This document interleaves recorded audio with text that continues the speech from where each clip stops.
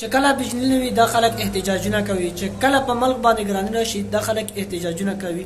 خو نن سبا په پېښور کې د روډ په غاړه باندې د یو زنانه جسم خرڅېږي، د یو زنانه عزت خرڅېږي، دا خلک نه احتجاج کوي او نه د دې خلاف راوځي. دا سره نه راوځي. السلام علیکم ملګرو، اقبال جان یم.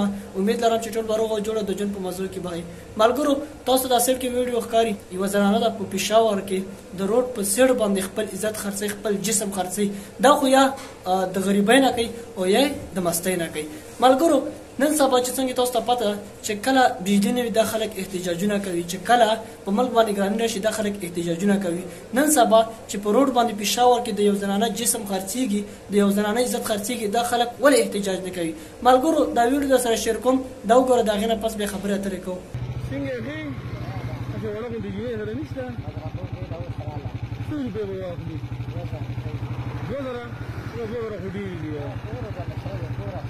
څه سره یو ده که نه موږ ملګري ډېر یو موږ خو سالټونه راځو څلورو د کور د بدرخو کې انټي ده عمر یې څومره دی عمر؟ ساړه پنځلسه کاله ده.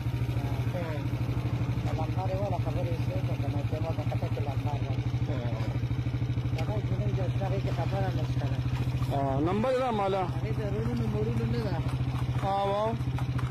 نه پنځلسو کالو ده ما نه راکړه خیر ده نه نه صحیح ده ما ته پته ده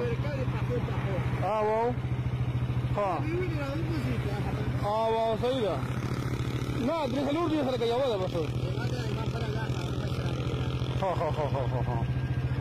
وطن خټکې نمبر راغلی دا ډېر وخت نه وینم خلک 12 کالو نه او دلته کېږه خو ما چې نیم ودرېدلې تا سره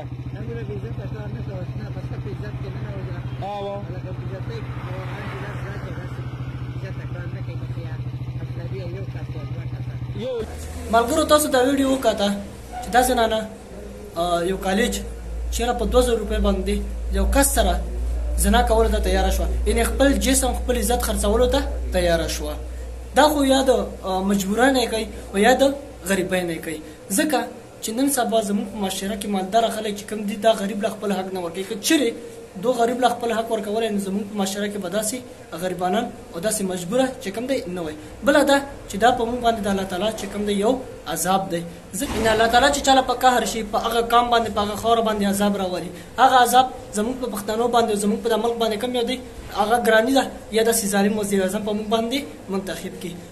ټول پولیس ډپارټمنټ نه مې دا ریکویسټ دی، دا اپیل دی چې دا پښتانه د مهنګایۍ په خلاف راوځي، د بجلۍ په خلاف راوځي، خو داسې چې یو زنانه خپل عزت خرڅوي، یو خپل کم جسم چې دی دا خرڅوي، د دې په خلاف نه راوځي.